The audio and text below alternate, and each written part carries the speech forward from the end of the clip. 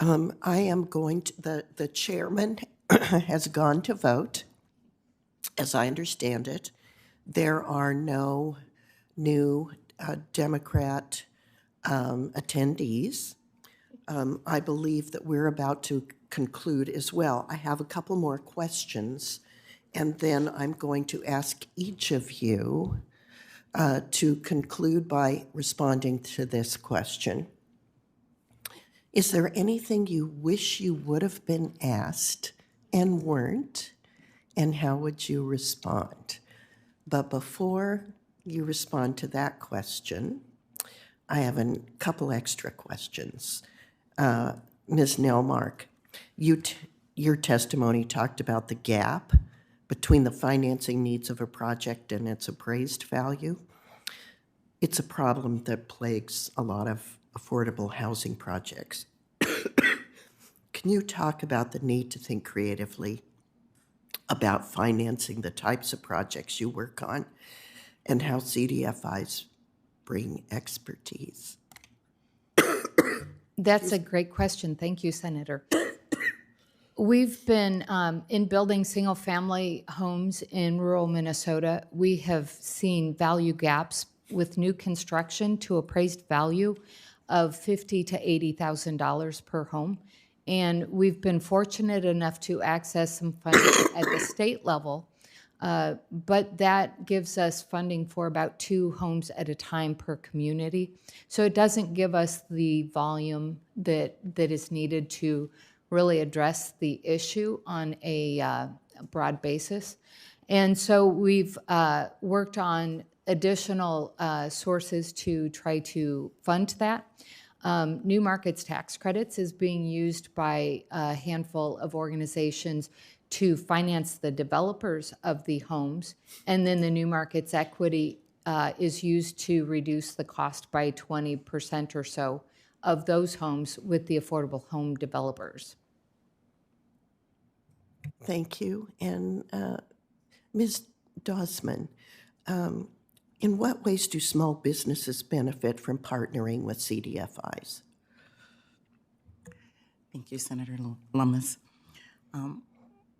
It's vast. They receive training. If you think about NDC, you might be know how to do hair beautifully or know how to start a restaurant, but you don't really have a business plan and you don't know how to run a business. Right. So we provide you with a business plan, so you get training. And then it's like, once you start a business, that's great. But as you go along, you might need additional support. You might need help with accounting. That's the biggest thing for our entrepreneurs is their financial acumen. So you might need help with accounting. You might need help with marketing. And then obviously, as we've already talked about here today, the ability to access capital for a person that looks like me is difficult at best. And then you need a space to put your business. So now you've got this great business, you've got this great idea, and now you need a space. And so I think that CDFIs, you know what we do? We believe. We believe in the power and the ingenuity of entrepreneurs. And we don't stop at any point at NDC, it is complete wraparound services. And we are with those entrepreneurs every step of the way. And as a business owner myself, my husband and I have had a restaurant and other businesses and still have businesses. To have someone to walk along beside you and know that they will not give up on you no matter what is a beautiful thing. Yeah. CDFIs are unique. They are. That's why I'm so pleased that so many of you have brought such positive remarks about them. Okay, so now we're down to the last question, and we will start with Ms. Cornelius. What do you wish you would have been asked, and what do you want to leave this hearing knowing that we've heard?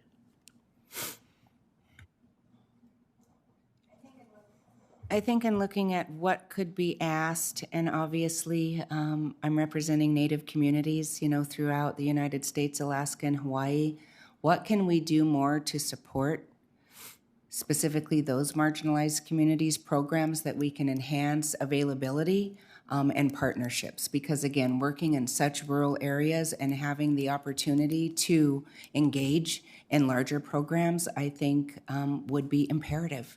It's imperative. And when we look at the cultural differences, Hawaii is much different than Alaska. Then we're looking, so when you look at encompassing 574 federally recognized tribes, 60 state recognized tribes, 30 unrecognized tribes, I think we're doing such great work, but there's so much more to do. Thank you. My daughter and my husband were both part of the for-profit subsidiary of the CDFI on the Wind River Reservation in Wyoming.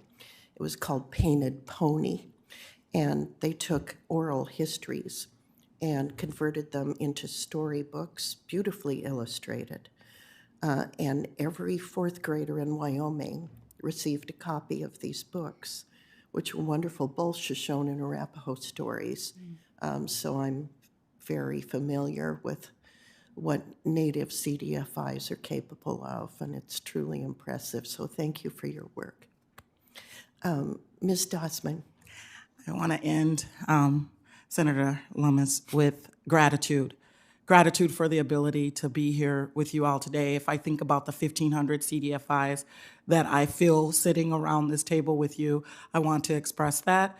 And also, as I think about the Build From Within Alliance, our organization of 16 organizations across the country, from Anchorage to Texas,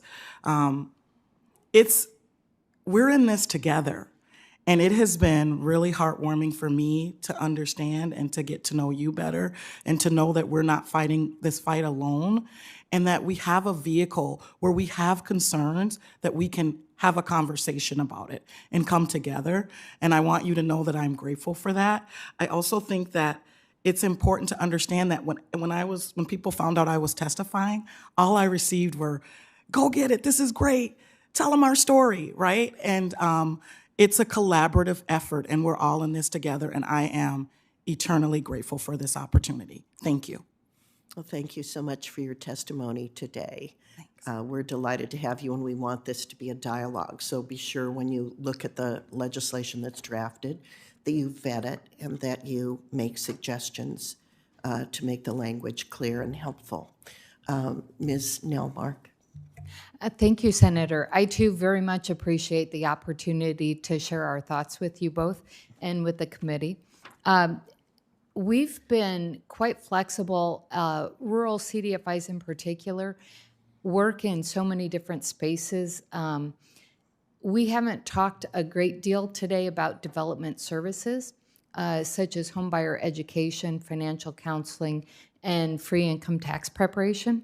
And those services are some of the base supportive building blocks to help people get into their own homes, actually to prepare them financially for all kinds of life work, work and home. And that then brings us into how to help them get into affordable housing.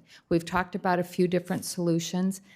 I referenced low-income housing tax credits, and to have that more accessible throughout all areas of the state, especially rural areas, would be extremely helpful. And I guess I will mention a few statistics. According to a recent report by the Harvard Joint Center for Housing Studies, 41% of rural renters are cost burdened, meaning they pay more than 30% of their income for housing costs, and nearly half of rural households pay more than 50% of their income for housing. So with those kinds of costs, and a lot of homelessness is masked, as I mentioned earlier, we really need to figure out ways, and we're working on many ways, but to have some of the tools that are already there improved and strengthened and increased would be extremely helpful for us. Thank you. I want to thank our witnesses.